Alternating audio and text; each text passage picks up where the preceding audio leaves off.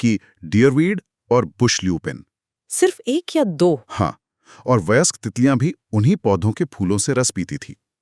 उनका पूरा जीवन चक्र उन पौधों से अटूट रूप से जुड़ा हुआ था। ये तो प्रकृति का एक बेहद नाजुक संतुलन है। बिल्कुल। मतलब अगर वो पौधे नहीं तो तितली भी नहीं।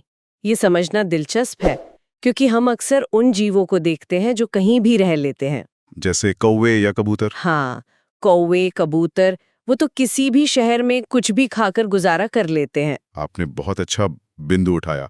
कौवे और कबूतर जनरलिस्ट स्पीशीज के उदाहरण हैं। सामान्य प्रजाति। हाँ, सामान्य प्रजाति। वो अलग अलग माहौल में ढल सकते हैं, अलग अलग तरह का खाना खा सकते हैं, उनकी अनुकूलन क्षमता ज्यादा होती है। लेकिन जेरेसीज ब्लू जैसी स्पेशलिस्ट प्रजातियां लाखों सालों के विकास के बाद अपने माहौल के साथ एक परफेक्ट तालमेल बना लेती हैं। और यही उनकी खासियत है। खासियत भी, और यही उनकी सबसे बड़ी कमजोरी भी बन जाती है। अगर माहौल जरा सा भी बदला तो वो खत्म। तो वो खुद को बचा नहीं पाती। उनका पूरा अस्तित्व एक धागे से बंधा होता है। और वो धागा टूटने वाला था। 20वीं सदी की शुरुआत में सैन फ्रांसिस्को तेजी से बदल रहा था। बहुत तेजी से। शहर फैल रहा था। हमारे स्रोत बताते हैं कि इमारतें, सड़कें और मिलिट्री बेस बनने लगे।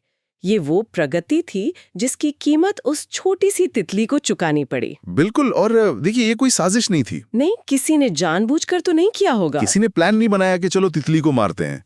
ये डेवलपमेंटल ब्लाइंडनेस का एक क्लासिक केस था। Developmental blindness? हाँ, मतलब विकास की अंधी दौड़। शहर के योजनाकारों ने उन रेतीले टीलों को बेकार जमीन की तरह देखा। उन्हें समतल किया गया, उन पर यूकलिप्टस जैसे विदेशी पेड़ लगा दिए गए ताकि रेत न उड़े, या फिर सीधे घर बना दिए गए। और प्रेसिडियो का इलाका, वो तो उसका गढ़ था। हाँ, प्रेसिडियो जैसा इलाका जो तितली का एक बड़ा गढ़ था, उसे एक बड़े मिलिट्री बेस में बदल दिया गया। हर बुलडोजर के साथ तितली का घर, उसका रेस्टोरेंट और उसके बच्चों का स्कूल, सब कुछ तबाह होता जा रहा था। बिल्कुल। ये सोचना भी कितना अजीब है। हम अक्सर विलुप्तीकरण को डायनासोर पर गिरे उल्कापिंड जैसी किसी बड़ी नाटकीय घटना से जोड़ते हैं। हाँ, एक बड़ी आपदा। लेकिन आप कह रहे हैं कि ये तो बस बुलडोजर और लॉन में उगने वाली घास की एक खामोश कहानी थी। और विलुप्तीकरण अक्सर ऐसा ही खामोश होता है। अच्छा। ये एक धीमी और अदृश्य प्रक्रिया है।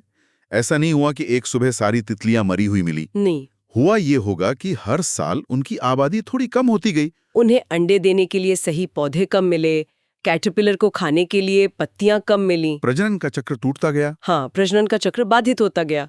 एक पीढ़ी से दूसरी पीढ़ी तक पहुंचने वाली तितलियों की संख्या